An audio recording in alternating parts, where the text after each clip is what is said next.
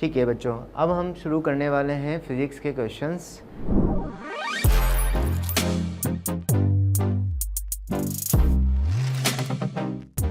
तो question number 26 जो है वो ये कह रहा है कि a small mirror of mass m is suspended bye massless thread of length L, then the small angle through which the thread will be deflected when a short pulse of the laser of energy E falls normally on the mirror, है ना। यानी कि ये क्या कह रहा है, एक स्मॉलर ऑब्जेक्ट यहाँ पर मिरर दिया हुआ है, ये इस तरीके से एक मिरर दे दिया गया है और ये यहाँ पर L लेंथ की थ्रेड से लगाया गया है। ठीक है, इस पर जो लाइट है वो गिर रही है कंटिन्यूसली, लेज़र जो है उस पर गिर रही है, जिसकी एनर्जी कितनी है बच्चों, ई एनर्जी है।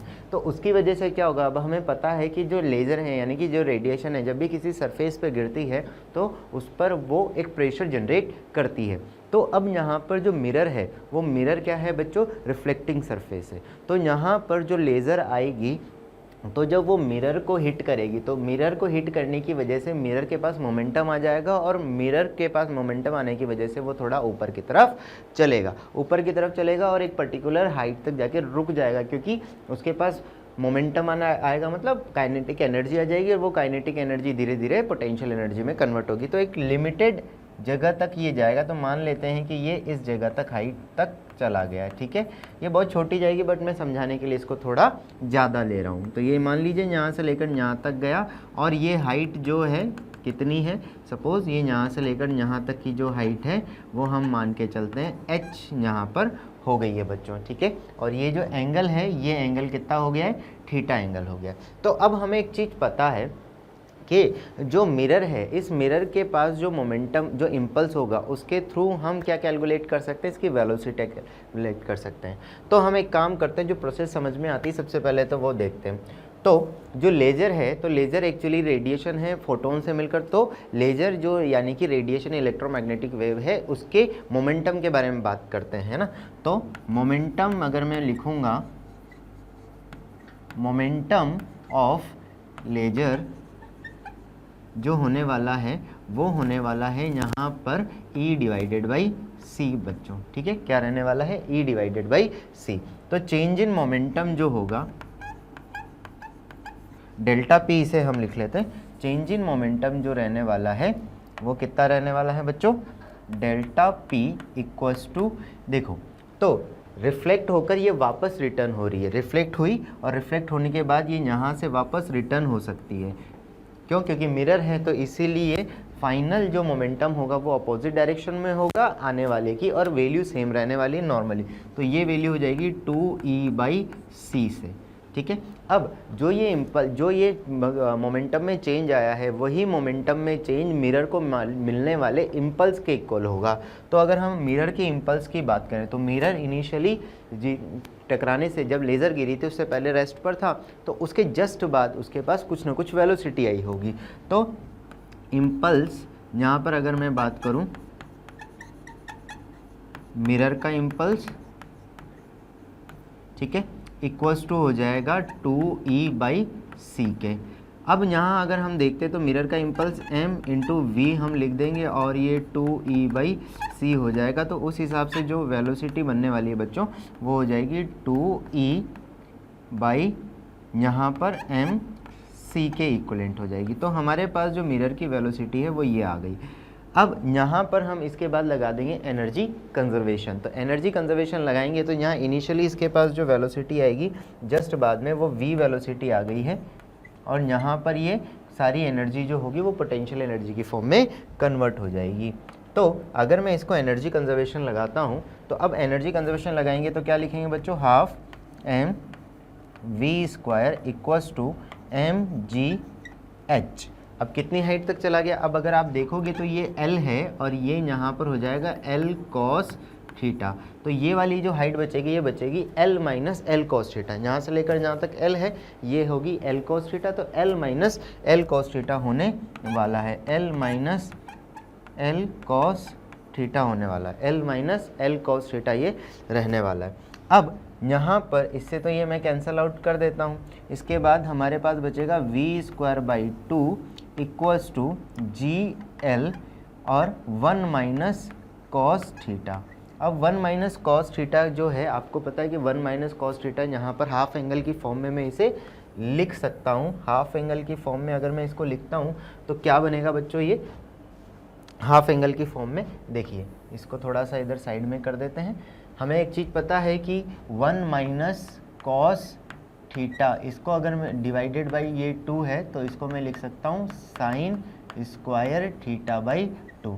तो मेरे पास जो ये वैल्यू आएगी यहाँ पर इसकी सिचुएशन के हिसाब से जब मैं लिखूँगा तो ये मेरे पास जो वैल्यू आने वाली है वो क्या बनने वाली है, V square by 2 equals to G L into 1 minus, तो ये बन जाएगा हमारे पास 2 साइन स्क्वायर थीटा बाई 2।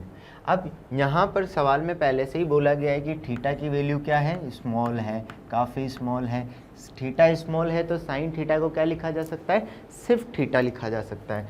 तो यहाँ पर ये क्या बन जाएगा बच्चों, इसको अगर मैं लिखूँगा तो ये बनेगा V square divided by 2 equals to 2g L, और ये बनेगा थीटा बाई 2 का होल स्क्वायर। ठीक है, थीटा बाई 2 का क्या बन जाएगा, ये होल स्क्वायर बन जाएगा। तो यहाँ से ये 2 इसके एक स्क्वायर 2 के साथ कैंसिल आउट हो जाएगा। वी स्क्वायर की मैं वैल्यू पुट करूँगा, then it will be 4 E square divided by M square C square equals to 4g theta square divided by 4। तो इस 4 से तो ये 4 क्या हो गया बच्चों, कैंसिल आउट हो गया। तो हमारे पास जो वैल्यू आने वाली है थीटा की वो क्या हो जाएगी, यहाँ पर अगर हम थीटा की वैल्यू को मैच करेंगे तो थीटा हमारे पास बच्चों क्या बनने वाला है, ये बनेगा 2e divided by M C under root G L. ठीक है, तो यहाँ पर बेसिकली हमने दो कॉन्सेप्ट का यूज़ किया है, एनर्जी कंजर्वेशन और मोमेंटम कंजर्वेशन का। ठीक है, तो इससे हमारा 4th आंसर करेक्ट हो जाएगा। आई होप आपको ये क्वेश्चन क्लियर हो गया होगा। ठीक है,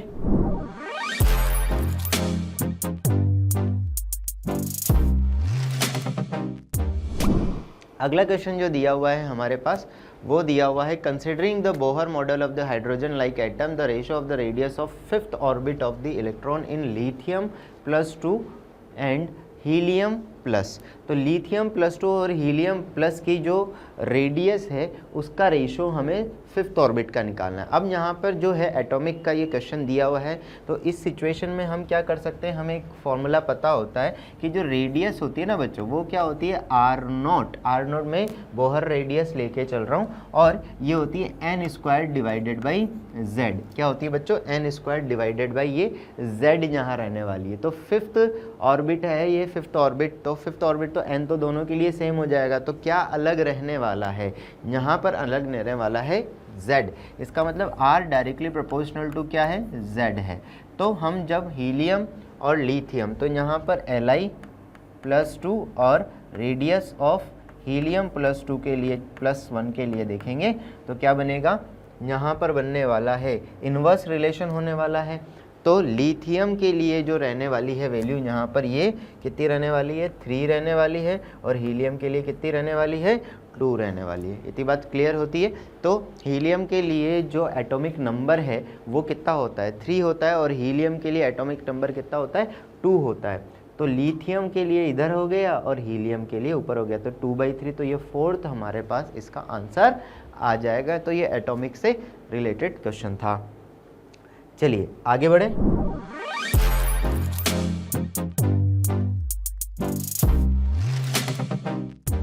क्वेश्चन जो है हमारे पास दिया हुआ है, current passing through a wire as a function of current electricity का क्वेश्चन है ये, और यहाँ पर बोला गया है wire as a function of time is given as IT 0.02t + 0.01 ampere. The charge that will flow through the wire from 1 second to 2 second. तो हमें चार्ज की वैल्यू बतानी है। तो हमें एक चीज़ पता है कि भाई dq/dt जो होता है यहाँ पर वो क्या होता है, I होता है। तो चार्ज जब हम कैलकुलेट करेंगे तो हम क्या कर देंगे, I और dt हम कैलकुलेट करेंगे इंटीग्रेट करते हुए। तो जो डेल्टा Q आएगा यहाँ पर, तो I की वैल्यू हमारे पास कितनी हो जाएगी बच्चों, 2t प्लस 0.01 इंटीग्रेट करेंगे अब हम इसको dt से और 1 से लेकर 2 तक।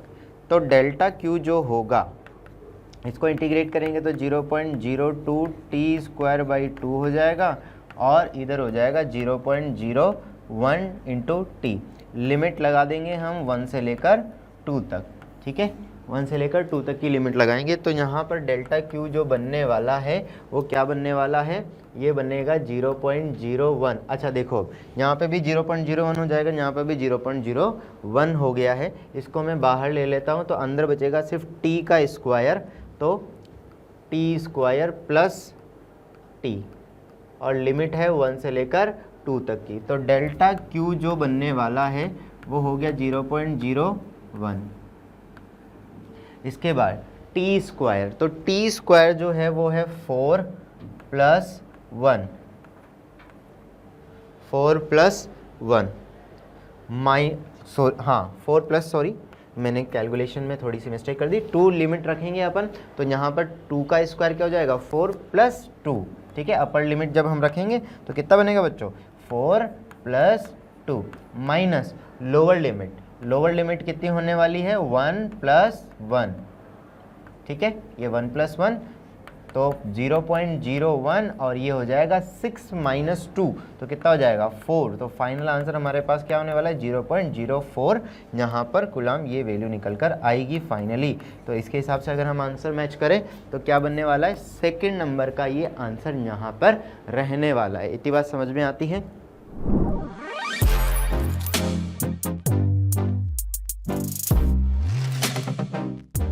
अगला सवाल जो है वो हमारा वेक्टर से रिलेटेड है, मतलब टॉर्क और इनसे रिलेटेड है। देखते हैं, which of the following are the correct expression for the torque acting on the body. तो टॉर्क जो होता है आपको पता है कि किसी भी बॉडी पर अगर कोई फोर्स लगाया जाए तो वो फोर्स अगर उसे रोटेट करवाने की कैपेसिटी रखता है, दैट इज़ टॉर्क। तो उसको अलग अलग एक्सप्रेशन की फॉर्म में कैसे लिख सकते हैं, तो हम सबसे पहले बात करें तो देखिए जो टॉर्क होता है ना, टॉर्क एक्चुअली यहाँ पर एक तो हो सकता है इस फॉर्म में, टॉर्क जो हो सकता है एक तो हम फोर्स के थ्रू जब हम निकालते हैं तो उसे हम लिख देते हैं R क्रॉस F, ठीक है बच्चों। उसके बाद यहाँ पर एक और चीज़ हो सकती है कि अगर हम L लिखते हैं तो L को क्या लिख सकते हैं हम R cross P, R cross P लिख दिया। उसके बाद एक और इच्छा टॉर्क ये भी हो सकता है। अब जब आप इसको लिखोगे dl बाई dt ऐसे लिखते हो तो ये भी टॉर्क के इक्वल हो जाता है। तो इसको यहाँ जब हम लिखते हैं तो उस हिसाब से क्या बन सकता है, इसको मैं ऐसे भी लिख सकता हूँ R क्रॉस P। अब तुम चाहो तो R को बाहर निकाल लो क्रॉस P, क्योंकि P का ही डिफ्रेंशिएशन कर सकते हैं, P वेरी कर सकता है, ठीक है। तो इसको मैं चाहूँ तो ऐसे भी लिख सकता हूँ R cross dp by dt, ठीक है। अच्छा, और एक और टर्म जो रहती है टॉर्क के रेस्पेक्ट में, टॉर्क को कैलकुलेट करने के लिए सिंपली आई अल्फ़ा भी हम लिख सकते हैं, है ना, ये डायरेक्शन और ये ये डायरेक्शन लेके। तो इसके अकॉर्डिंग अगर अपन चेक करें तो पहला हमारे लिए जो है वो गलत हो जाएगा। उसके बाद सेकंड नंबर सही है, सी भी सही है, डी भी सही है और ई भी सही है, यानी कि B C D E correct है। तो B C D E correct है, तो इसका मतलब इसमें से जो थर्ड ऑप्शन होगा वो हमारे लिए बिल्कुल करेक्ट आ जाएगा, ठीक है। तो ये इसके एक एक्सप्रेशन से रिलेटेड सवाल था। चलिए अगले सवाल की तरफ बढ़े।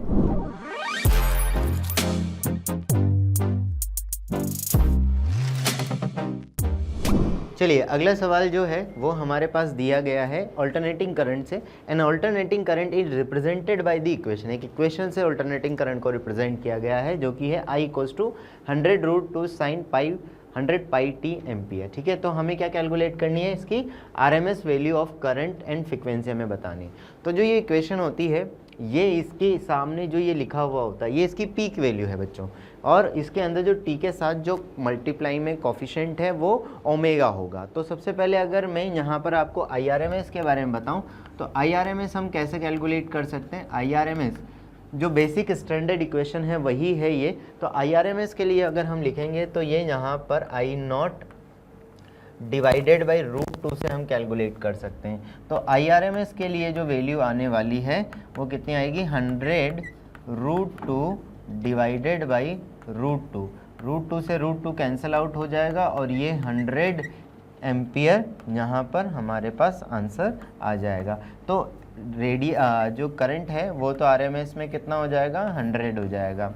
इसके बाद में यहाँ पर ओमेगा जो होगा वो होगा 2πf। क्या होगा, 2πf ओमेगा। तो ओमेगा यहाँ पर क्या होगा, 100 पाई हो जाएगा बच्चों। तो ये कितना बनने वाला है, 100 पाई इक्वल्स टू 2πf। इससे ये कैंसिल आउट हो गया, तो f की जो वैल्यू आती है वो कितनी हो गई, 50 हर्ट्ज हो गई। कितनी हो गई, 50 हर्ट्ज यहाँ पर हो गई। तो इसका मतलब IRMS की वैल्यू तो होनी चाहिए 100 एम्पियर और फ्रिक्वेंसी होनी चाहिए 50 hertz. That is first option. तो हमारे पास जो इसका आंसर हो जाएगा वो इसका फर्स्ट ऑप्शन हो जाएगा। ठीक है बच्चों, चलिए नेक्स्ट आगे बढ़ते हैं अब अपन।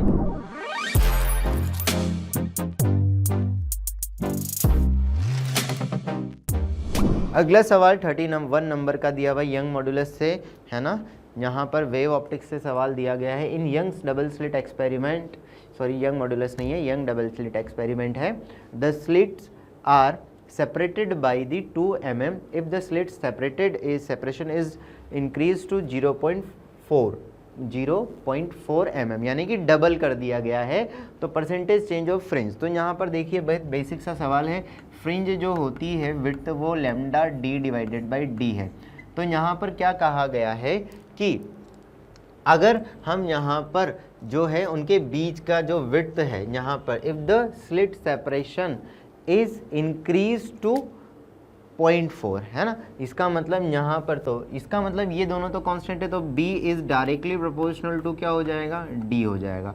तो अगर हम लिखते हैं यहाँ पर b2 divided by b1 equals to d1 divided by d2,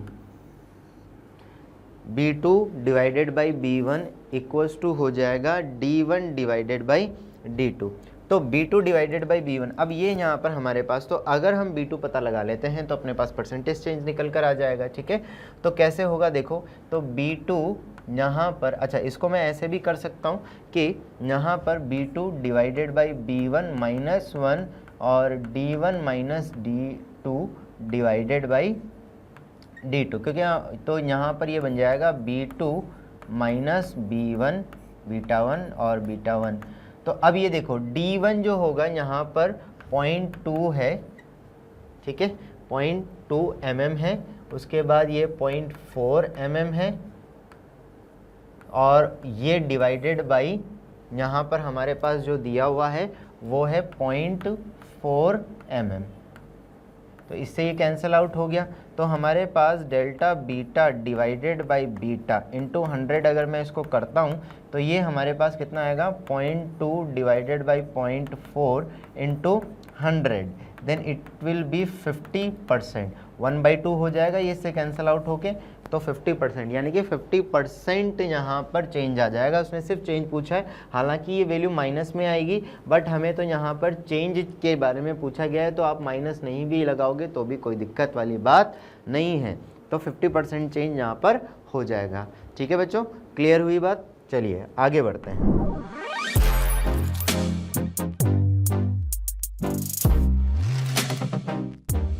तो अगला सवाल जो दिया हुआ है वो दिया है कि if L and P represent the angular momentum and linear momentums respectively of a particle of the mass m having the position. अब ये जो इक्वेशन दी गई है ना, ये एक अच्छी इक्वेशन है देखने में, है ना, और समझने के लिए बढ़िया। अगर आपको समझ में आती है, अगर आपको डायरेक्ट याद है तो आपको समझ में आएगा कि ये सर्कुलर मोशन की इक्वेशन है। क्यों है ऐसा, मैं क्यों कह रहा हूँ, देखिए सर्कुलर मोशन में अगर कोई भी पार्टिकल है ना किसी पोजीशन पर है और उसकी लोकेशन अगर हमें दिखानी है, ये एंगल यहाँ पर मान लीजिए थीटा है और ये कांस्टेंट एंगुलर वेलोसिटी ओमेगा से घूम रहा है, तो थीटा को मैं लिख सकता हूँ ओमेगा टी, ये आर रेडियस हो जाएगी, और इससे अगर हम लिखेंगे तो ये बन जाएगा आर कॉस थीटा और ये हो जाएगा आर साइन थीटा और कॉस थीटा को हम ओमेगा टी लिख सकते हैं। तो ये बेसिकली एक सर्कुलर मोशन की इक्वेशन है। अब सर्कुलर मोशन की इक्वेशन है तो जो वेलोसिटी है तो p जो क्या है मोमेंटम है, तो वेलोसिटी की डायरेक्शन में ही मोमेंटम रहने वाला है। अब p की डायरेक्शन में और ओमेगा की डायरेक्शन में l रहने वाला है, तो ओमेगा कहाँ होता है, इस तरह से रह रहा होता है। तो जो ओमेगा की p की जो डायरेक्शन है यहाँ पर, जो l की जो डायरेक्शन है, तो वो l की डायरेक्शन कैसे निकालेंगे, r क्रॉस p, ठीक है ना, r क्रॉस p की हिसाब से l के, तो l जो होगा हमारे लिए ये इस तरीके से आ जाएगा। तो ये l की डायरेक्शन ऐसे हो गई, p की डायरेक्शन ऐसे होगी, ठीक है बच्चों। तो l की डायरेक्शन आउटवर्ड डायरेक्शन में है, ऐसे करके आउटवर्ड डायरेक्शन में। अब हमें ये बताना है कि जो फोर्स लग रहा है, तो अगर ये कांस्टेंट एक्सेलरेशन कांस्टेंट ओमेगा से चल रहा है, तो इस पर एक एक्सेलरेशन लग रहा होगा जो कि है सेंटीपिटल एक्सेलरेशन, ठीक है। ग्राउंड के फ्रेम में देखते हैं तो सेंटीपिटल एक्सेलरेशन दिखाई दे रहा होता है। तो सेंटीपिटल एक्सेलरेशन जो है वो कहाँ लगता है बच्चों, सेंटीपिटल एक्सेलरेशन जो होता है वो इस डायरेक्शन में लग रहा होता है, ठीक है। ये सेंटीपिटल एक्सेलरेशन की डायरेक्शन है। तो अब सेंटीपिटल एक्सेलरेशन की जो डायरेक्शन है, तो अगर आप चेक करोगे तो सेंटीपिटल जो एक्सेलरेशन है वो बेसिकली आर के अपोजिट डायरेक्शन में लगता है। किसके अपोजिट डायरेक्शन में, आर वेक्टर जो है वो पॉइंट से सेंटर से बाहर की तरफ होता है कोऑर्डिनेट को दिखाते हुए। तो आर वेक्टर तो इधर की साइड में होगा, ऐसे, ये है आर वेक्टर यहाँ पर, ठीक है, और ये AC वेक्टर जो है वो अपोजिट डायरेक्शन में। तो अब अपन ऑप्शन के हिसाब से चेक करते हैं। जैसे पहला ऑप्शन दिया opposite to the direction of LP, LP की डायरेक्शन क्या है, L तो ऊपर की तरफ है, तो L क्रॉस, ये L दिया हुआ है, L क्रॉस P देखोगे तो इनवर्ड आ रहा है, तो L क्रॉस P की डायरेक्शन सेंटर की तरफ आ रही है, और बट यहाँ पर इन्होंने अपोजिट लिख दिया, तो ये गड़बड़ हो जाएगा। अगर ये सिर्फ ऐसे लिख देता in the direction of LP तो ये आंसर सही होता, बट इसने क्या जोड़ दिया, अपोजिट, तो इसलिए ये यहाँ पर गलत हो गया। ये तो हो ही नहीं सकता सिर्फ एक डायरेक्शन में, opposite to the direction of R, तो ये बिल्कुल करेक्ट आंसर यहाँ पर हो जाएगा। आई होप तुमको क्लियर हुआ होगा। कुछ लोगों को ऐसा कन्फ्यूजन हो जाता है कि L क्रॉस P की डायरेक्शन में आ रहा है, बट वो आगे अपोजिट लिखा हुआ है, ठीक है। तो इसका जो आंसर है वो 3rd नंबर का होना चाहिए, ठीक। चलिए आगे की तरफ बढ़ते हैं।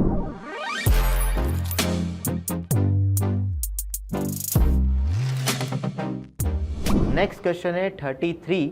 यहाँ पर बोला गया body of mass m is suspended by two string making θ1 and θ2 with the horizontal ceiling with tension T1 and T2 simultaneously. T1 and T2 are related by T1 under root 3T2 the angles. तो यहाँ पर क्या कहा गया है, आपको language की form में ऐसे कई सवाल आपने किए होंगे। इन्होंने बोल दिया कि भाई ऐसा है, इस तरीके से ये कुछ यहाँ पर दिया हुआ है, एक θ1 एंगल दिया हुआ है एंड एक θ2 एंगल दिया हुआ, इस तरीके से ये यहाँ पर हमें दिया हुआ है, ठीक है। अब यहाँ पर जो T1 इधर है T1 और इधर है T2, ठीक है। तो T1 और T2, तो इसके बाद अब इसने क्या बोला है कि एक मास यहाँ पर इससे लगाया है, हमने एक मास लगाया, इसका मतलब नीचे की तरह एक mg आ गया होगा, सीधे मैं लिख सकता हूँ ऐसे। अब यहाँ पर आप इसको कंपोनेंट लेके सॉल्व कर लो, ठीक है। तो ये यहाँ पर हो जाएगा θ1 और ये यहाँ पर हो जाएगा θ2, ठीक है। तो एक कंपोनेंट अगर अपन बात करते हैं यहाँ पर, तो T1 का जो एक कंपोनेंट है बच्चों वो किधर होगा, इधर होगा, T1 cos θ1, और एक ऊपर वाली डायरेक्शन में हो जाएगा T1 sin θ1। इसके बाद एक इधर वाली डायरेक्शन में हो जाएगा T2 cos θ2, और एक इधर वाली डायरेक्शन में हो जाएगा T2 sin θ2, ठीक है। अब बस यही अपन को दोनों इक्वेशन सॉल्व करनी है। हॉरिजॉन्टल फोर्स को लिख के जीरो करना है और वर्टिकल फोर्स को लिखकर जीरो करना है। कर देते हैं तो फिर तुरंत। तो यहाँ पर क्या कहने हैं, T1 cos θ1 इक्वल्स टू होने वाला है T2 cos θ2। ये हमारे पास एक इक्वेशन ये आ गई। तो इस हिसाब से एक इक्वेशन ये हो गई। दूसरी हम लिखेंगे तो क्या लिखेंगे, mg equals to T1 sin θ1 plus T2 sin θ2। और अब यहाँ एक इक्वेशन, अच्छा इसको एक और चेहरे से, अब ये T1 किसके इक्विवेलेंट दिया हुआ है, इसको अपन एक काम करते हैं, इस वैल्यू को पहले लिख ही लेते हैं ताकि वहाँ पर हमारे पास इक्वेशन और बन जाए। तो T1 इक्वल टू क्या दिया है, √3T2 और ये cos θ1 यहाँ पर ऐसा ही दिया हुआ है ना, θ1 and θ2 with the horizontal of ceiling. ठीक, तो यहाँ पर इसको अगर हम सॉल्व करते हैं तो ये हमारे पास बनता है cos θ2, इसको इससे उड़ा दो तो ये यहाँ पर हमारे पास √3 cos θ1 इक्वल्स टू cos θ2 ये वैल्यू निकल कर आ जाएगी। ठीक है, अब हमें एक और इक्वेशन ड्रॉ करनी है यहाँ पर, इसको मैं एक काम करता हूँ, यहाँ पर इसको इक्वेशन नंबर 1 यहाँ दे देता हूँ। अब हमें एक और इक्वेशन जो हम लिखेंगे यहाँ पर, वो कौन सी इक्वेशन है, सेकंड इक्वेशन है होगी हमारे पास T1 तो T1 sin θ1 plus T2 sin θ2 equals to mg। अब सिंपली सिचुएशन ये है कि T1 की जो वैल्यू है वो अगेन हम T2 की टर्म्स में लिख देंगे, तो यहाँ पर जो T2 √3T2 ये हो जाएगा sin θ1, इसके बाद plus sin θ2 equals to mg। ठीक है बच्चों, तो अब यहाँ पर ये जो है इस सिचुएशन के हिसाब से हमारे पास जो वैल्यू है वो हमें पता चल गई है कि θ1। अब यहाँ पर बॉडी का जो मास है वो इस तरीके से दिया हुआ है, हॉरिजॉन्टल सीलिंग में T1 और ये T2 दिया हुआ है। अब हम क्या करेंगे, ऑप्शन हमारे पास दिए हुए हैं, इन ऑप्शन के साथ आप मैच करके देखो कि कौन कौन सा θ1 θ2। अब देखो θ1 और θ2 की जो वैल्यूज़ दी हुई है ना वो आपको गिवन है, जैसे 30 डिग्री 60 डिग्री 30 डिग्री 60 डिग्री, इस तरीके से वैल्यू आप अगर आप रखोगे तो आपको जो यहाँ पर T2 की जो वैल्यू है वो यहाँ पर कैलकुलेट हो जाएगी और ये इक्वेशन भी सेटिस्फाई हो जाएगी। तो इसमें आप हम पुट करके देखते हैं। तो अगर मान लीजिए पहली इक्वेशन में मैं यहाँ पुट करता हूँ तो θ1 अगर मैं यहाँ 30 डिग्री लेता हूँ, है ना, आपको चेक करना पड़ेगा, तो θ1 में कितना लेके चलता हूँ, यहाँ पर 30 डिग्री है, तो यहाँ पर ये बनेगा, इसके पहले ऑप्शन के हिसाब से अगर देखें तो √3 cos 30 degree equals to cos 60 degree. ठीक है, तो cos 30 डिग्री और ये यहाँ पर दिया हुआ है, तो ये देखिए यहाँ √3 तो 3/2 cos 30 जो होगा वो यहाँ पर बनेगा हमारे पास में। अगर इसके हिसाब से हम देखते हैं, इस सिचुएशन के हिसाब से अगर हम कैलकुलेट करते हैं तो cos 30 ये बन जाएगा √3 और √3/2। ठीक है, तो जो कि पॉसिबल नहीं है, यानी कि ये केस तो नहीं हो पाएगा, यानी कि θ1 की वैल्यू 30 नहीं रखनी है, हमें θ1 की वैल्यू 60 डिग्री रख के चेक करते हैं।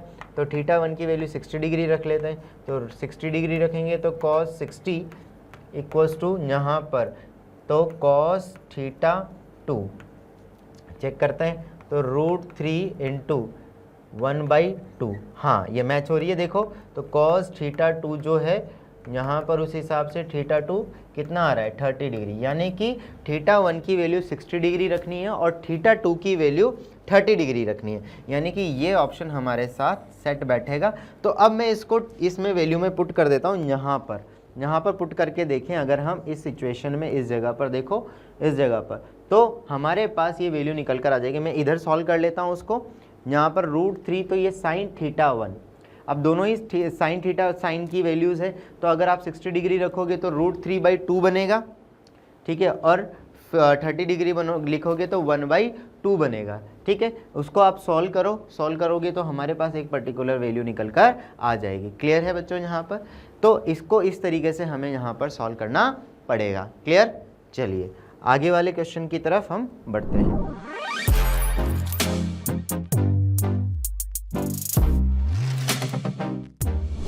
तो नेक्स्ट क्वेश्चन जो है, अच्छा इसमें ये सारी चीज़ें यहाँ पर आपको रख के देखनी ही पड़ेगी, बिना उसके नहीं हो पाएगा। चलिए अगला क्वेश्चन की तरफ बढ़ते हैं। When an object is placed 40 centimetre away from A spherical mirror an image of the magnification 1/2 produces. ठीक है, अब ये यहाँ बोल रहा है कि जो ऑब्जेक्ट है वो 40 सेंटीमीटर की दूरी पर रखा हुआ है और मैग्निफिकेशन 1/2 है। To obtain an image with the magnification of 1/3 the object is to be moved. तो ऑब्जेक्ट को कितनी डिस्टेंस पर मूव कराना पड़ेगा। तो देखो ये जो मैग्निफिकेशन है ना ये 1/2 आ रही है, प्लस की 1/2 आ रही है। मैग्निफिकेशन अगर प्लस का 1/2 आ रहा है इसका मतलब यहाँ पर अब हमारे पास एक मैग्निफिकेशन का फॉर्मूला होता है। अगर अपन देखें मैग्निफिकेशन का जो फॉर्मूला है वो होता है m equals to f divided by f minus u। ठीक है, ये मिरर जो होते हैं उनके मैग्निफिकेशन का फॉर्मूला होता है। v के टर्म्स में भी होता है बट हमें तो किसकी फॉर्म में चाहिए, u की फॉर्म में चाहिए। तो m अगर 1/2 है तो f की वैल्यू यहाँ हमें पता लग जानी चाहिए f माइनस प्लस माइनस यहाँ पर, तो ये माइनस और ये माइनस का कितना हो जाएगा 40। अब इसको अगर आप सॉल्व करोगे तो ये 1/2 इक्वल्स टू हो जाएगा f divided by f plus 40, f divided by f plus 40 ये यहाँ पर आएगा। अब f प्लस 40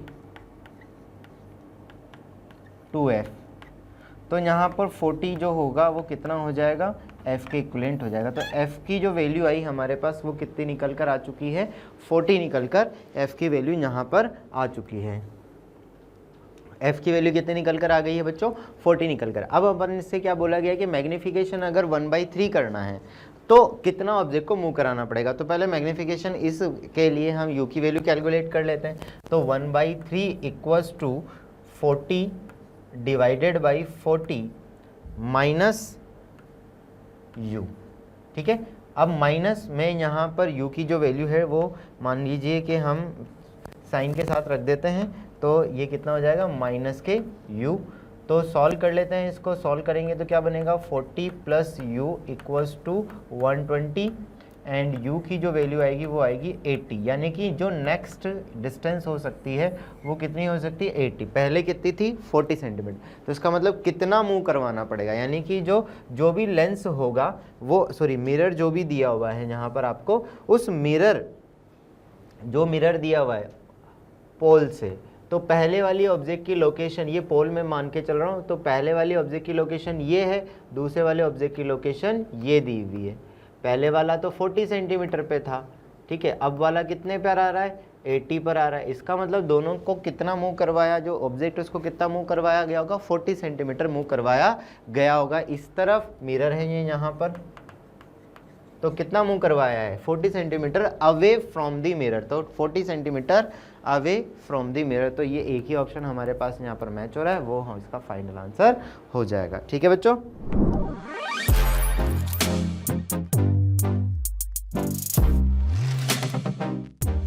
अब आता है question number 35। Two infinite ideal identical charge sheet and charge sphere body of the charge density rho are arrange as shown in the figure, then the correct relation between the electric fields. A B C D 4 points दिए हुए हैं आपको। ये दो तो infinite sheets आपको दी हुई है, इनफाइनाइट शीट दी हुई है, तो इनफाइनाइट शीट की वजह से इलेक्ट्रिक फील्ड जो होता है वो होता है सिग्मा अपॉन 2 एप्सिलॉन, डिस्टेंस पर डिपेंड नहीं करता। तो एक चीज़ हमें यहाँ समझ लेनी है कि शीट की वजह से ए और बी पर कोई फील्ड नहीं आने वाला है। शीट की वजह से ए और बी पर कोई फील्ड नहीं है, मतलब जो भी फील्ड होगा वो बराबर होने वाला है। सिंपल सी बात है, ए और बी पर शीट की वजह से जो फील्ड होगा वो इक्वल आएगा। जैसे इसकी वजह से जो आएगा वो इधर वाली डायरेक्शन में, और इसकी वजह से इधर वाली डायरेक्शन में, इसकी वजह से इधर, और इसकी वजह, तो इसकी इस वाली शीट की वजह से भी सिग्मा अपॉन 2 एप्सिलॉन हो गया, इस वाली शीट की वजह से भी सिग्मा अपॉन 2 एप्सिलॉन हो गया। सिमिलरली इसमें भी सिग्मा अपॉन 2। तो इस तरह से शीट, दोनों शीट्स की वजह से ए और बी पर कोई इलेक्ट्रिक फील्ड नहीं है। तो इसका मतलब इलेक्ट्रिक फील्ड सिर्फ किसकी वजह से आया है, यहाँ पर इस स्फीयर की वजह से। अब जो स्फीयर के ज़्यादा पास वाला पॉइंट होगा वहाँ इलेक्ट्रिक फील्ड ज़्यादा होगा, और जो दूर होगा वहाँ इलेक्ट्रिक फील्ड कम होगा। तो ए पॉइंट पर अगर हम बात करें तो इलेक्ट्रिक फील्ड ऑब्वियस सी बात है ज़्यादा रहने वाला है। इलेक्ट्रिक फील्ड की जो वैल्यू है वो यहाँ पर ज़्यादा रहने वाली है, इलेक्ट्रिक फील्ड की जो वैल्यू है वो ज़्यादा रहने वाली है। उसके बाद तो इसका मतलब ए और बी में से तो ये वाला ऑप्शन हमें सेट सही लग रहा है, लेकिन इसका सी और डी वाला पार्ट भी चेक कर लेते हैं। तो सी और डी पर जो इलेक्ट्रिक फील्ड है बाहर की साइड, तो शीट की, इस शीट की वजह से किधर होने वाला है, इधर आएगा सिग्मा अपॉन 2 एप्सिलॉन, उसकी वजह से भी सिग्मा अपॉन 2 एप्सिलॉन, तो ये ऐसे हो गया। इधर भी इसकी वजह से होगा सिग्मा अपॉन 2 एप्सिलॉन, दोनों की वजह से कंबाइन। और इस स्फीयर की वजह से आप देखोगे तो एक इधर आने वाला है और एक इधर आने वाला है। तो ओवरऑल अगर हम देखें तो यहाँ पर भी सी और डी पर बी के बीच में इलेक्ट्रिक पर जो इलेक्ट्रिक फील्ड है वो इक्वल नहीं है। तो ऑप्शन कौन सा हो सकता है बच्चों इसमें, ये सेकंड ऑप्शन इसका करेक्ट हो जाएगा। ठीक है, चलिए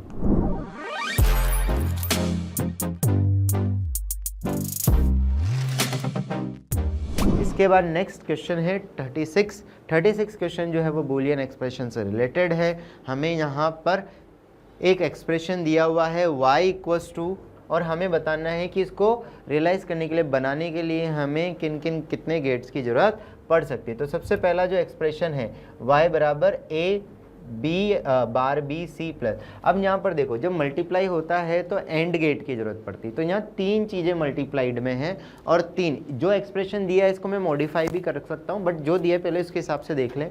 तो ए बी सी, तो एक तो यहाँ पर तीन चीज़ों को बार किया गया है, यानी कि तीन नॉट गेट की ज़रूरत पड़ेगी बेसिक सी, और एक एंड गेट, दो एंड गेट की ज़रूरत पड़ेगी, जिसमें एक एंड गेट तो 3 इनपुट वाला होना चाहिए, है ना। तो इसके अकॉर्डिंग अगर मैं लिखूं तो एक ऑप्शन तो बनता है कि भाई 3 इनपुट एंड गेट होना चाहिए, उसके बाद 2 इनपुट एंड गेट होना चाहिए, एक तो 3 इनपुट एंड गेट होना चाहिए, एक 2 इनपुट एंड गेट होना चाहिए, उसके बाद 3 इनपुट एंड गेट और 2 इनपुट एंड गेट हो गया। उसके बाद इन दोनों को जोड़ना है तो एक और गेट भी आएगा, है ना, 2 इनपुट और गेट भी होना चाहिए, और उसके बाद 3 नॉट गेट भी होने चाहिए। तो एक ऑप्शन तो देखो ये ऐसा बन सकता है। उसके बाद अगर इस एक्सप्रेशन को मैं थोड़ा सा चेंज करूं, ऐसे कुछ करके भी लिख सकता हूं मैं, a bar B C plus a plus सी का होल बार, ऐसे भी तो लिखा जा सकता है। इसका मतलब मेरे को यहाँ एक एंड गेट की 3 इनपुट, इसके अकॉर्डिंग अगर मैं देखूं तो देखिए यहाँ पर एक तो ये हो गया नोर गेट, ये क्या बन गया, नोर गेट। तो एक तो मुझे यहाँ पर चाहिए 3 इनपुट एंड गेट, ठीक है। उसके बाद मुझे यहाँ पर क्या चाहिए, नोर गेट चाहिए, तो एक तो नोर गेट हो जाएगा, 1 नोर हो जाएगा, 1 नोर हो गया, नोर इन दोनों का कर देंगे। उसके बाद एक नॉट गेट भी चाहिए,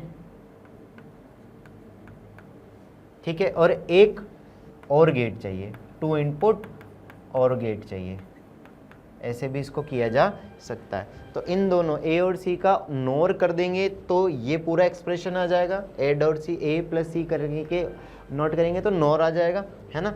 उसके बाद यहाँ पर ए और सी, ए बी सी को, यहाँ पर बी को नोट करके ए बी सी की 3 इनपुट में डाल देंगे तो भी काम हो जाएगा अपने पास। अच्छा, यहाँ पर ये चीज़ हमें नोर, तो ये एक हमारा इस तरीके से भी काम हो सकता है। अब ऑप्शन एक बार चेक करके देख लेते हैं पहले कि जैसे 1 3 जो पहला ऑप्शन दिया है उसने बोला है कि 1 3 इनपुट एंड गेट, बिल्कुल ठीक है। 3 नॉट गेट, 3 नॉट गेट की जरूरत पड़ेगी।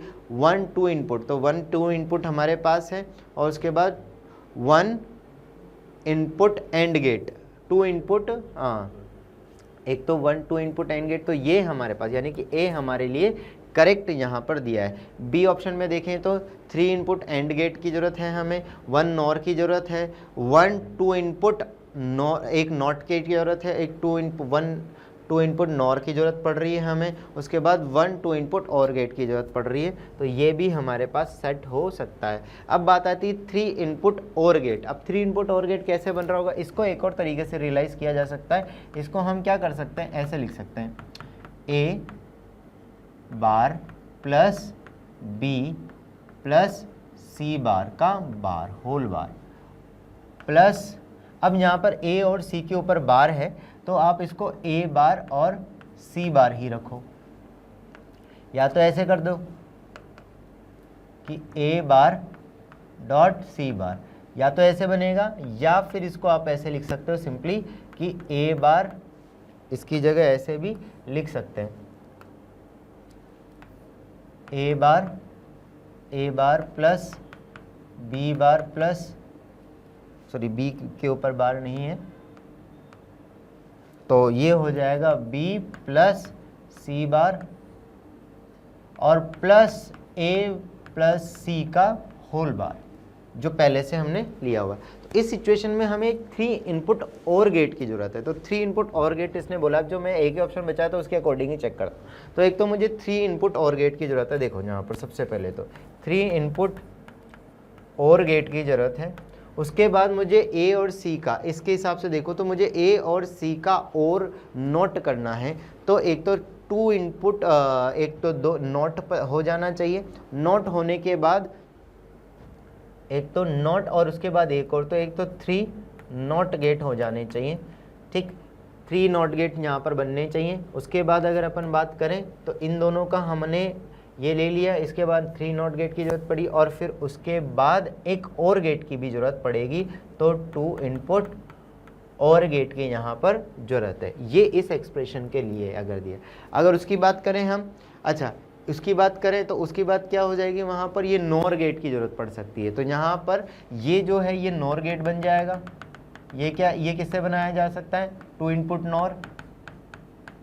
ये तो किससे बनाया जा सकता है बच्चों, 2 इनपुट नोड से। इसकी अगर आप देखोगे तो ये भी 3 इनपुट नोड से भी बनाया जा सकता है। बट अगर अब इसके कॉम्बिनेशन खूब सारे हो जाएंगे तो अपन ऑप्शन के हिसाब से देख लेते हैं कि क्या इसने दिया कि वो वैसा सेट बैठेगा कि नहीं बैठेगा। तो एक 3 input nor, 3 not gate, 3 not gate ठीक है, यहाँ से ये मैच कर रहा है। लेकिन 2 इनपुट एंड बोल रहा है, 2 इनपुट एंड से काम नहीं। अगर 2 इनपुट एंड की बात हो रही है तो 2 इनपुट एंड यहाँ पर फिर काम नहीं चलेगा, क्योंकि उसके बाद हमें और भी चाहिए, है ना। 2 इनपुट और की जरूरत है, नेंड की जरूरत नहीं है। क्या इतनी बात क्लियर है। तो इसलिए ये ऑप्शन मैच नहीं कर रहा है। तो हमारे पास ए और बी दोनों ऑप्शन इसके साथ हो जाएंगे। क्लियर है। तो ये थे 36 तक के क्वेश्चंस। इसके बाद नेक्स्ट क्वेश्चन जो है वो वीकेएम सर डिस्कस करने वाले हैं।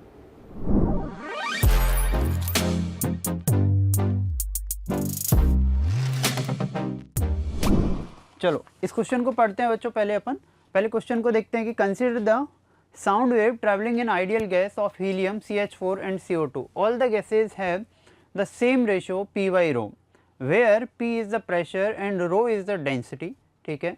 The ratio of the speed of sound through the gases.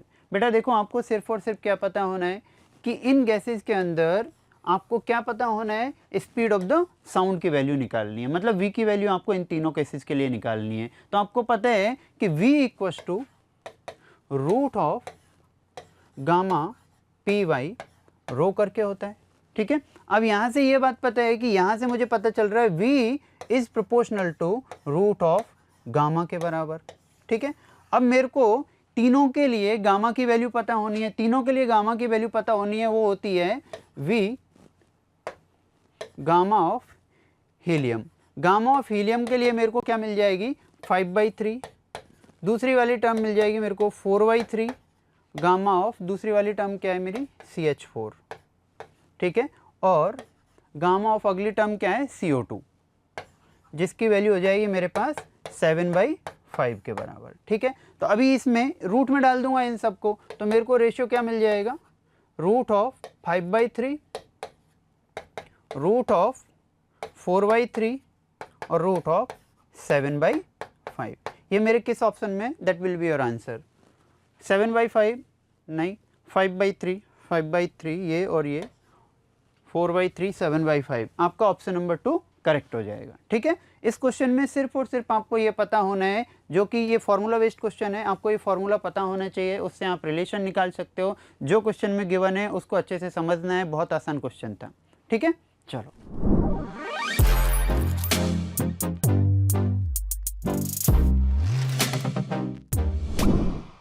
इस क्वेश्चन में अपन को क्या दिया है उसको सबसे पहले पढ़ते हैं। In an experiment with an closed organ pipe it is filled with water 1/5 of its volume. देखो बेटा, ये 1/5 से भरा हुआ है, तो आपको क्या करना है, बचा हुआ कितना है, मान लो L लेंथ था, मान लो L लेंथ था पहले,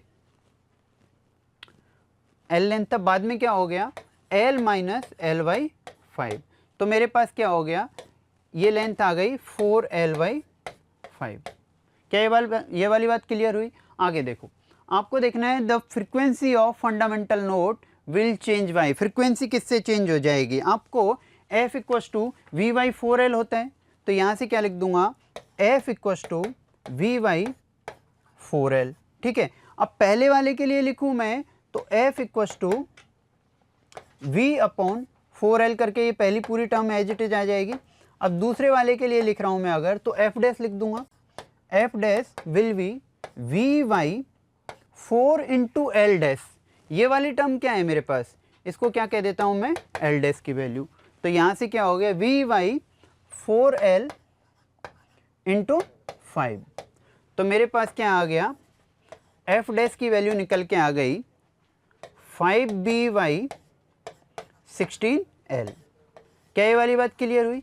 अब आपको पूछा क्या है उसने पूछा है कि the frequency of the fundamental note will change, कितने % से वो चेंज हो जाएगी। तो यहाँ से क्या लिख दोगे, change equals to, change percentage equals to 5B by 16L minus V by 4L divide by B by 4L into ये 100 से मल्टीप्लाई कर दिया यहाँ पे।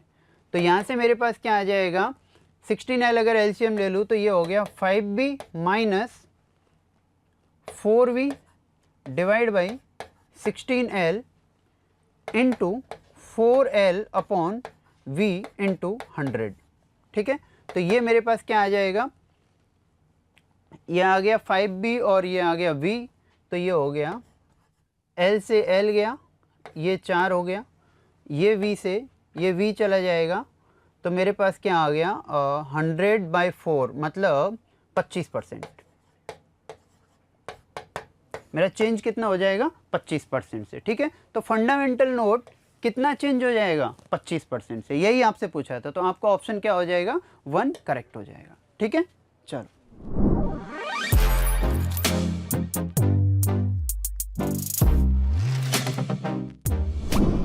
चलो इस क्वेश्चन को पढ़ते हैं अपन।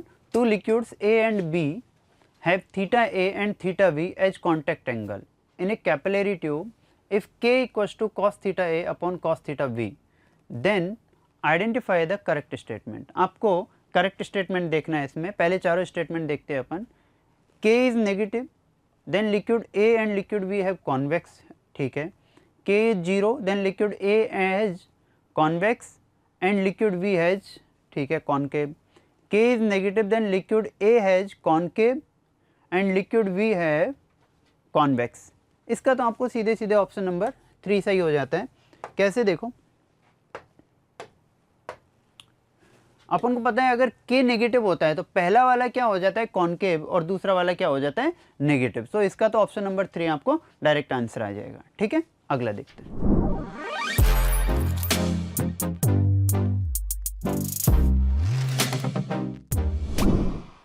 पहले अपन क्वेश्चन को पढ़ेंगे फिर देखते हैं।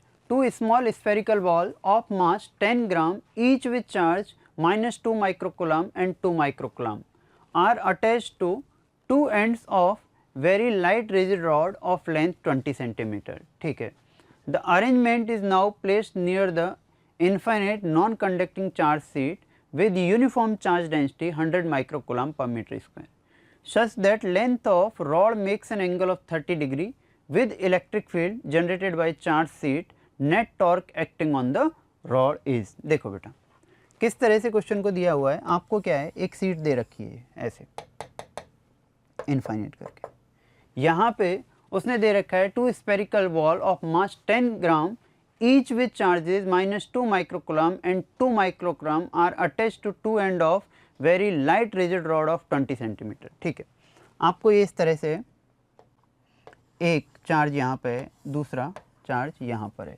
दोनों कितने कितने ग्राम वो है, -2 माइक्रोकूलम, -2 माइक्रोकूलम और दूसरा है 2 माइक्रोकूलम। ठीक है, और ये एंगल कितना बना रहा है sir, make an angle of 30 degree. ठीक है, ये एंगल कितना हो गया आपका, 30 डिग्री। ठीक है, अब आपको क्या पूछा है, net torque acting on the rod, tau equals to P cross E. यहाँ से मैं लिखूंगा tau equals to P E sine theta. Theta आपको क्या दे रखा है, 30 डिग्री। यहाँ से क्या लिख दूंगा, tau equals to Q into D into E into sine theta. Tau equals to, Q की वैल्यू कितनी दे रखी है आपको, 2 इंटू 10⁻⁻6 इंटू डी की वैल्यू कितनी दे रखी है आपको 20 सेंटीमीटर, तो ये क्या हो गया 0.2 into sigma upon epsilon not, ठीक है, इंटू साइन 30, ठीक है। यहाँ से मेरे पास जो जो वैल्यू दे रखी है, एप्सिलॉन नॉट की वैल्यू दे रखी है मेरे को और सिग्मा की वैल्यू दे रखी है 100 माइक्रोकूलम, तो ये हो गया tau equals to 2 into 10⁻⁻6 into 0.2 into sigma की वैल्यू कितनी है 100 इंटू 10⁻⁻6 डिवाइड बाय 8.85 इंटू 10⁻⁻12, ठीक है, इंटू 1/2। यहाँ से अब मैं लिखूँगा इसको टाउ इक्वल्स टू, ये 10⁻⁻12 ये कट जाएगा इससे और इससे, तो ये क्या आ जाएगा मेरे पास 0.4 और ये 2 से मैं ये 2 काट देता हूँ, तो मेरे पास क्या बच जाएगा टाउ इक्वल्स टू 0.2 इंटू कौन सी टर्म बची 100, 0.2 इंटू 100 अपॉन 8.85, ठीक है। तो मेरे पास टॉर्क की वैल्यू यहाँ से निकल के आ जाएगी, जो कि मेरा ऑप्शन क्या है, ये आ जाएगा 2.25, टॉर्क की वैल्यू आ जाएगी 2.25, ठीक है। तो ऑप्शन कौन सा है मेरा इसमें, ऑप्शन नंबर 2 करेक्ट हो जाएगा, ठीक है। एक बार दोबारा समझ लो क्वेश्चन को, आपको उसने क्या कह रखा है, 2 स्पेरिकल बॉल ऑफ मास 10 ग्राम, ये रही -2 माइक्रोकूलम और 2 माइक्रोकूलम के, ठीक है, are attach to 2 end of very light rigid rod of 20 centimetre का है ये एल की वैल्यू कितनी दे रखी है आपको 20 सेंटीमीटर, ठीक है, placed near an infinite non conducting charge sheet, इसकी वजह से इस पे जो ई होगा that will B sigma upon epsilon not. सारी की सारी वैल्यू डालनी है, उसके बाद आपको फाइनल आंसर टॉर्क की वैल्यू मिल जाएगी, ठीक है। चलो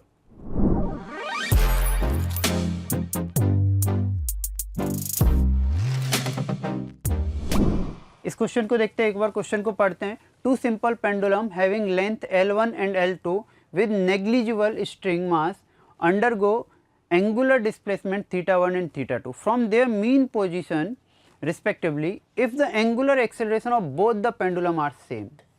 आपको क्या दे रखा है, angular acceleration की वैल्यू सेम दे रखी है, then which expression is correct। आपको θ1 L1 θ2 L2 इन सब में रिलेशन आपको निकालना है। देखो बेटा यहाँ से आप एक चीज़ देख सकते हो, t equals to 2 pi root L upon G होता है, इसको मैं लिख सकता हूँ t equals to 2 pi by omega, यहाँ से मेरे को ओमेगा मिल गया, omega equals to root G by L।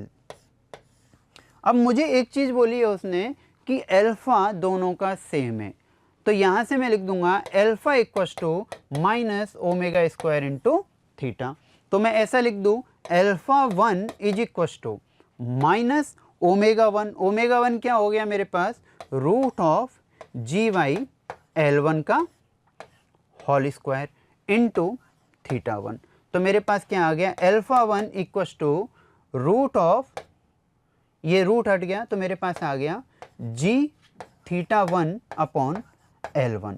ऐसे की ऐसे ही मैं अल्फ़ा 2 लिखूँ, अल्फ़ा 2 क्या हो गया मेरा minus G theta 2 by L2। Alpha 1 की वैल्यू मेरे को किसके बराबर दे रखी है, अल्फ़ा 2 के बराबर, तो G थीटा 1 अपॉन L1 की value G theta 2 upon L2 के बराबर हो गई, तो यहाँ से मेरा हो गया थीटा 1 L2 की वैल्यू थीटा 2 L1 के बराबर। कौन सा ऑप्शन सेटिस्फाई कर रहा है देख लेते हैं, theta 1 L2 equals to theta 2 L1, option number 2 आपका करेक्ट हो जाएगा, ठीक है। इसमें आपको सिर्फ और सिर्फ ये पता होना चाहिए था ओमेगा ये होता है, कुछ लोग इसको डायरेक्ट याद रख लेते हैं, आप डायरेक्ट याद रख लीजिए, ओमेगा ये होता है alpha equals to minus omega square into theta होता है, ठीक है। चलो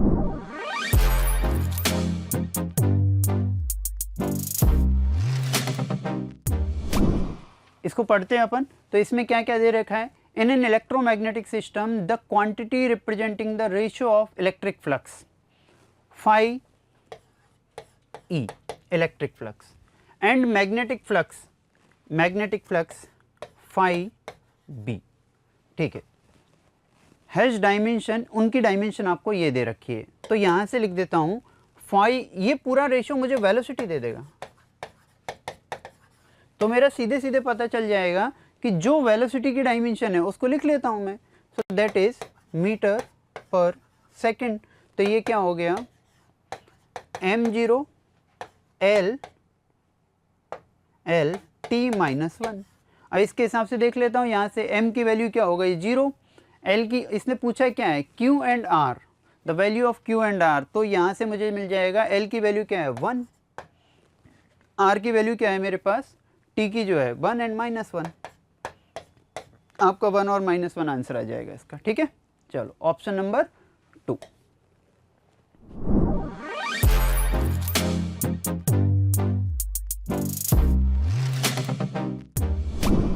इसको पढ़ते हैं एक बार। The mean free path and the average speed of oxygen molecule at 300 kelvin and 1 atm are 3 × 10⁻⁻7 metre and 600 metre per second, ठीक है, respectively. Find the frequency of collision, frequency of collision v equals to f lambda, v equals to f lambda, f equals to v by lambda. इसमें सीधे सीधे value डाल दो, f की value क्या मिल जाएगी मुझे, v की वैल्यू कितनी दे रखी है मुझे 600 अपॉन 3 × 10⁻⁻7, तो f की वैल्यू क्या आ जाएगी मेरे पास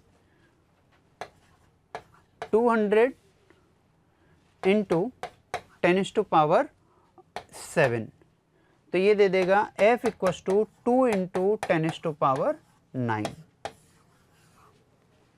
2 × 10⁻9, ऑप्शन नंबर 2 करेक्ट हो जाएगा, ठीक है। चलो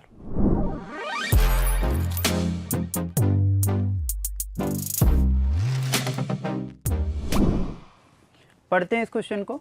गिवन बिलो आर 2 स्टेटमेंट, ये बेटा असर्शन रीजन का क्वेश्चन है आपका। इसको पहले दोनों ऑप्शंस को अच्छे से पढ़ना है, और आपको अगर मान लो एक को भी गलत कर देते हो, उससे आप क्या कर सकते हो, ऑप्शन को एलिमिनेट कर दो, आपका टाइम बच जाएगा, ठीक है। तो पहले पढ़ते हैं। The kinetic energy needed to project a body of mass m from earth surface to infinity is mgr। ये 1/2 mgr नहीं होता है, ये होता है mgr। तो यहाँ से मुझे ये पता चल गया कि मेरा ऑप्शन नंबर ए गलत हो गया। ऑप्शन नंबर ए गलत हो गया, तो पहले ऑप्शंस पढ़ते हैं। A and assertion and reason are true, नहीं ये ऑप्शन नहीं हो सकता। Both A and R true, A तो मेरा ट्रू है ही नहीं है। A is true, A true नहीं है, मेरा ऑप्शन नंबर 4 डायरेक्ट सही हो जाएगा यहाँ से। और बाकी ऑप्शन को पढ़ते हैं। The maximum potential energy of a body is 0 when it is projected to infinity from earth surface in the light of from the earth surface. ये क्या हो गया, potential energy of the body is 0, perfect, ये statement बिल्कुल सही है, ठीक है। तो आपका ऑप्शन नंबर 4 क्या हो जाएगा, करेक्ट।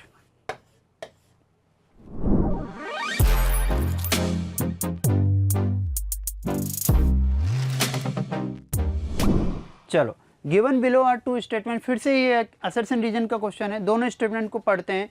फिर से वही, सबसे पहले ये ट्राई करो, कोई एक स्टेटमेंट को गलत करने का ट्राई करो। अगर वो गलत आपको दिख जाता है, आप डायरेक्ट ऑप्शन नंबर 4 टिक मार सकते हो, ठीक है। तो देखो, in photo electric effect on increasing the intensity of incident light the stopping potential increases, गलत, ये ऑप्शन गलत हो गया, डायरेक्ट ऑप्शन नंबर 4 टिक कर सकते हो। या फिर आगे और पढ़ लेते हैं।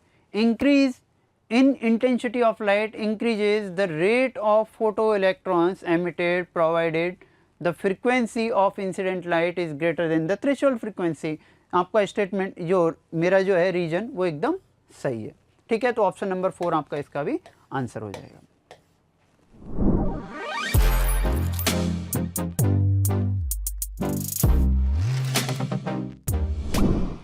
पढ़ते क्वेश्चन को अपन। 2 slabs with square cross section of different material 1 and 2 with equal sides and thickness d1 and d2, ठीक है, such that d2 equals to 2d1। आपको जो जो इन्फॉर्मेशन दे रखी है उसको पहले लिख लो, d2 equals to 2d1, ठीक है, and L is greater than d2, ठीक है। Considering lower edge of these slabs are fixed to the floor we apply equal shearing force on the narrow face, the angle of deformation theta 2 equals to 2 theta 1.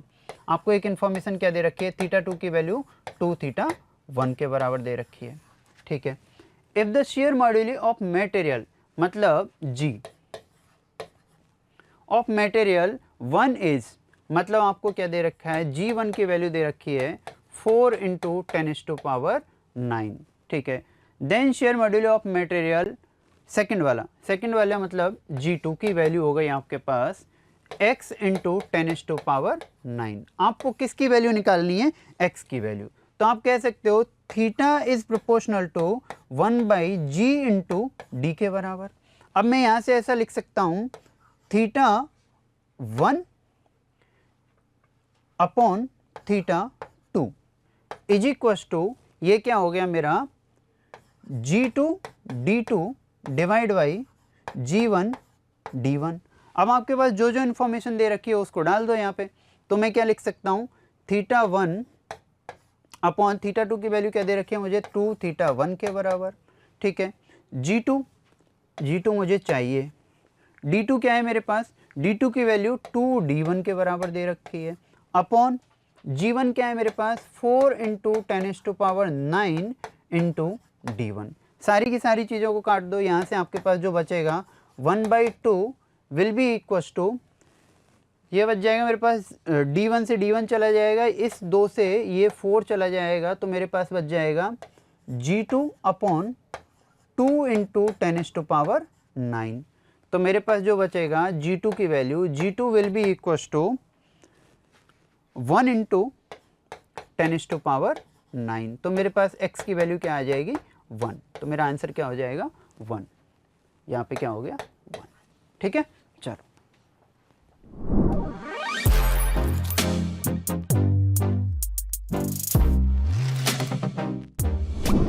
इस question को देखते हैं अपन. पहले question को पढ़ो फिर समझो.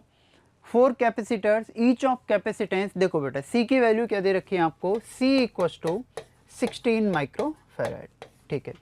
Are connected as shown in the figure, the capacitance between point A and B. आपको A पॉइंट और B पॉइंट के बीच में C की वैल्यू निकालनी है, मतलब सीधे सीधे आप C इक्विवेलेंट की वैल्यू निकाल लो इसके लिए. तो ऐसे क्वेश्चन को करने का सबसे आसान तरीका, देखो बेटा, अगर यहाँ A है तो यहाँ पे भी A हो जाएगा, यहाँ A है तो ये भी A हो गया, ये B है तो ये पॉइंट B हो गया, ये पॉइंट B हो गया, ये भी B हो गया, और ये वाला पॉइंट भी B हो गया. मतलब आपको ये दिख रहा है कि सारे के सारे कैपेसिटर A और B के बीच में ही है. तो इसका मतलब 2 पॉइंट रख के A और B के बीच में जो जो कैपेसिटर है सारों को लिख दो. तो देखो मैं ऐसा लिख दूँ कि ये वाला पॉइंट कह दूँ A और ये वाला पॉइंट कह दूँ B. तो A और B के बीच में पहला ये, इसको काटा और यहाँ लिखा. दूसरा वाला ये, इसको काटा और यहाँ लिख दिया. तीसरा वाला ये लिख दिया. चौथा वाला ये C और C. आपको किस किस के बीच में पूछा है, A और B के बीच में. ये चारों की चारों पैरेलल में है, तो यहाँ से मैं क्या कह सकता हूँ, C इक्विवेलेंट की वैल्यू किसके बराबर हो गई, 4C के बराबर. तो यहाँ से क्या कह दूंगा, C इक्विवेलेंट की वैल्यू 4 इंटू 16, 64 माइक्रोफैराड आपका आंसर हो जाएगा. ठीक है, बहुत आसान क्वेश्चन था, मतलब बहुत ही बेसिक, आपको बेसिक फंडामेंटल पता होना चाहिए, क्वेश्चन बहुत इजी हो जाएगा आपके लिए. ठीक है, चलो.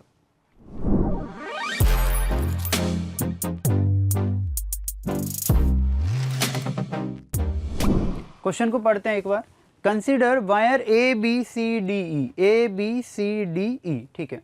ईच आर्म 10 सेंटीमीटर, ये भी 10 सेंटीमीटर, हर एक सेंटीमीटर का है. In length is placed in magnetic field of, V की वैल्यू क्या दे दी आपको, 1/√2, ठीक है. Perpendicular to its plane. When conductor is pulled towards right with constant velocity, V की वैल्यू क्या दे दी बेटा आपको, 10 सेंटीमीटर पर सेकेंड. मतलब ये हो गया 0.1 मीटर पर सेकेंड. मतलब मेरे पास दूसरी वैल्यू क्या मिल गई, V इक्वस टू, इसको इधर लिखता हूँ, V इक्वस टू 1/√2 और v इक्वस टू क्या आ गया 0.1 मीटर पर सेकेंड। अब मेरे को क्या पूछा है, induced EMF between point A and E. तो ईएमएफ होता है मेरा V, B और L। तो यहाँ से सबसे पहले मैं ये निकाल लेता हूँ L की वैल्यू क्या है, 1 और 2। ये वाली वैल्यू मेरे पास आ जाएगी, ये एंगल मिल जाएगा मेरे को, तो ये वैल्यू मिल जाएगी 10 cos थीटा। तो ये आ गया 10 cos थीटा। तो ये वैल्यू हो गई 10 cos थीटा और ये भी 10 cos थीटा। तो यहाँ लिख दूंगा 20 cos 45, so this will be 20/√2। ठीक है, तो अब ये वैल्यू डाल दूंगा यहाँ से। EMF is equal to V की वैल्यू कितनी है 0.1 इंटू 10⁻⁻², 0.1 इंटू 1/√2 इंटू 20/√2 इंटू 10⁻⁻²। तो ये वैल्यू निकल के आ जाएगी मेरे पास 2, 10, 1 इंटू 10⁻⁻²। ठीक है, तो यहाँ से मैं लिख सकता हूँ इसको 10 इंटू 10⁻⁻3, मतलब मेरा आंसर आ जाएगा 10। ठीक है, चलो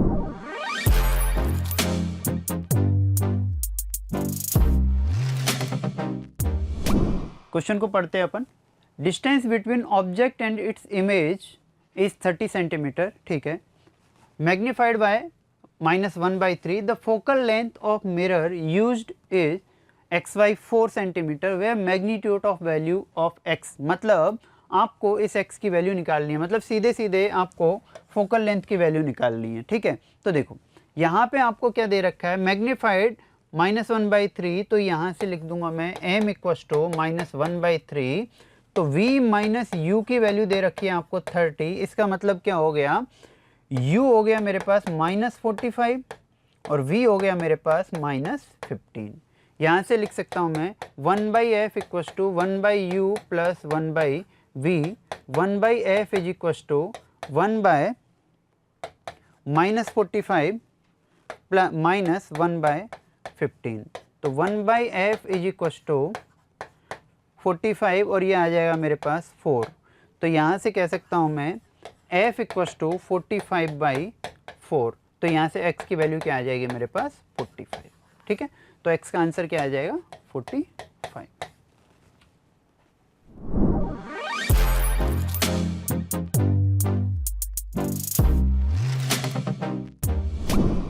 a circular ring and A solid sphere. ठीक है, एक तो क्या दे रखी है आपको सर्कुलर रिंग मतलब mr²।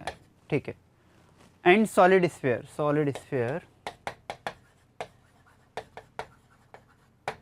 2/5 mr²। Having same radius, roll down on an inclined plane from rest without slipping. The ratio of their velocities when reaches at the bottom of the plane is। Velocities का ratio क्या है, आप energy conserve कर दो। यहाँ से क्या लिख दोगे, k initial plus u initial equals to k final plus u final. ये एक टर्म हो गई 0 plus mgh is equals to half mv², और ये वाली हो गई 1 प्लस k²/r²। ठीक है, यहाँ से मैं लिख दूंगा m से m काट दूंगा, तो ये हो गया v² equals to 2gh upon 1 plus k²/r²। ठीक है, तो यहाँ से मेरे पास आ जाएगा v equals to √2gh upon 1 plus k²/r²।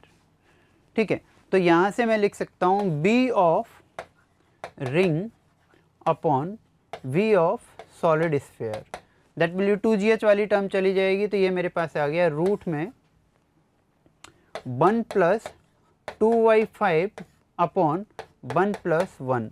So that will be 7/5 root में 7/5 हाँ, अपॉन ये हो गया 2 अपॉन रूट 2, तो ये टर्म हो जाएगी मेरे पास रूट 7/10।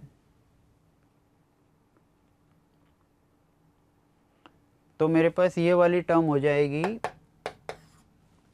x वाली टर्म क्या हो जाएगी मेरे पास 3.5/5। तो x वाली टर्म का आंसर आ जाएगा x = 3.5। ठीक है, ओके।